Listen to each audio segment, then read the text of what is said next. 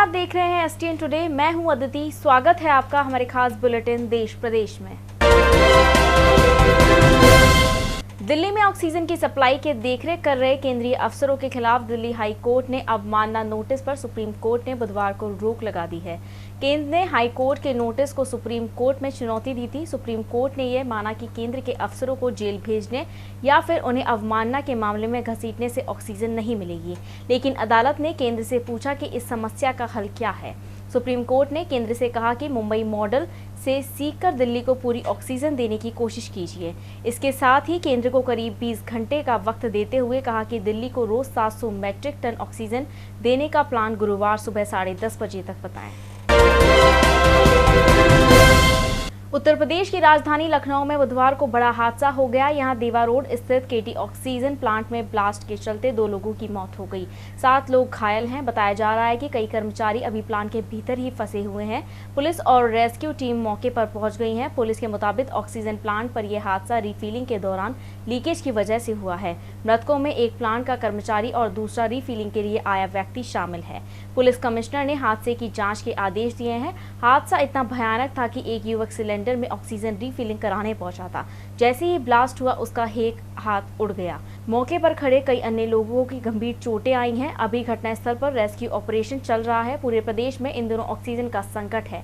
सबसे ज्यादा असर राजधानी लखनऊ में देखने को मिलता है। यहाँ हजारों की संख्या में मरीजों के परिजन ऑक्सीजन सिलेंडर के लिए प्लांट में चक्कर काटते हैं। इन ऑक्सीजन प्लांट में लंबी लंबी लाइनें भी लगती है। इंसान और इंसानियत को झंझोर कर रख देने वाले कोरोना का कहर अब वन्य जीवों पर भी टूटने लगा है। हैदराबाद के सिटी जू में 8 शेरों के कोरोना पॉजिटिव मिलने के बाद वन्य जीव जगत में हड़कंप मच गया।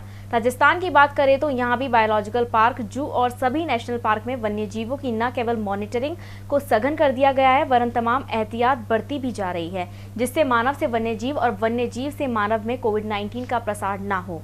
नाहरगढ़ बायोलॉजिकल पार्क में वर्तमान में 4 royal Bengal tiger, 1 white tiger, 5 panther और 3 एशियाटिक लॉयन तथा 1 हाइब्रिड लॉयन मौजूद है। रॉयल बंगाल टाइगर में नाहर, रंभा, महक और रानी है, तो व्हाइट टाइगर में चीनू भी है। हैदराबाद की घटना के बाद सजग कर दिया गया है। नाहरगढ़ बायोलॉजिकल पार्क में एक दौर ऐसा भी आया था जब 14 महीने के अंदर 9 बिग कैट्स की मौत कैनाइज डिस्टेम्पर और लेप्टोपायरोसिस की वजह से हो गई थी। इसके बाद से ही विशेषज्ञ चिकित्सकों की देखरेख में यहां बिग कैट में मॉनिटरिंग की जाती है और अब हैदराबाद में 8 शहरों में कोरोना पॉजिटिव मिलने के बाद मॉनिटरिंग को और सघन कर दिया गया है।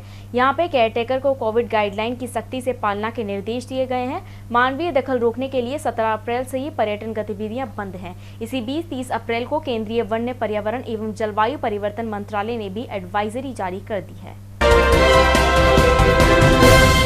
ममता बनर्जी ने बुधवार को तीसरी बार बंगाल के मुख्यमंत्री पद की शपथ ले ली। ये दूसरा मौका है जब ममता बंगाल विधानसभा की विधायक नहीं होने के बाद भी प्रदेश में कमान संभाल रही हैं। इससे पहले 2011 में जब ममता पहली बार मुख्यमंत्री बनी थी तो वो लोकसभा सांसद थी।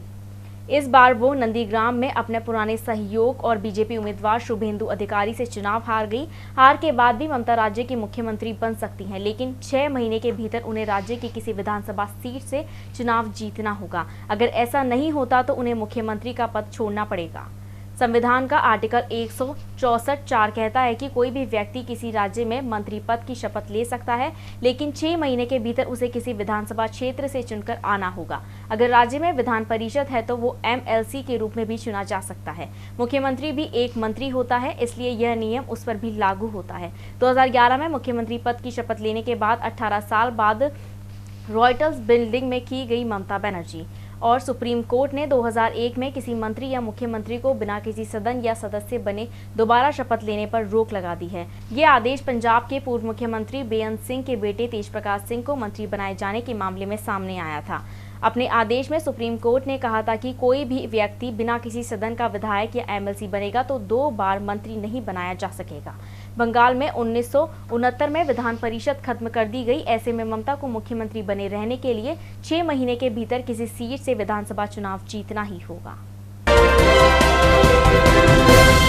मराठा आरक्षण को लेकर बुधवार को सुप्रीम कोर्ट ने बड़ा फैसला सुनाया है। सर्वोच्च अदालत ने शिक्षा और नौकरी के केंद्र में मराठा आरक्षण को असंवैधानिक करार दिया है। अदालत ने फैसले के अनुसार अब किसी भी नए व्यक्ति को मराठा आरक्षण के आधार पर कोई नौकरी या कॉलेज में सीट नहीं दी जा सकेगी। सुप्रीम कोर्ट ने कहा कि मराठा समुदाय को कोटा के लिए सामाजिक शैक्षणिक रूप से पिछड़ा घोषित नहीं किया जा सकता है। यहाँ 2018 महाराष्ट्र राज्य कानून समानता के अधिकार का उल्लंघन करता है। कोर्ट ने कहा कि हम 1992 के फैसले फिर से समीक्षा नहीं करेंगे, जिससे आरक्षण का कोटा 50% तक रोक दिया गया था। देश प्रदेश की खबरों में फिलहाल इतना ही। अब मुझे यानी अदिति को दीजिए विदा। STN टुडे की टीम की ओर से नमस्कार।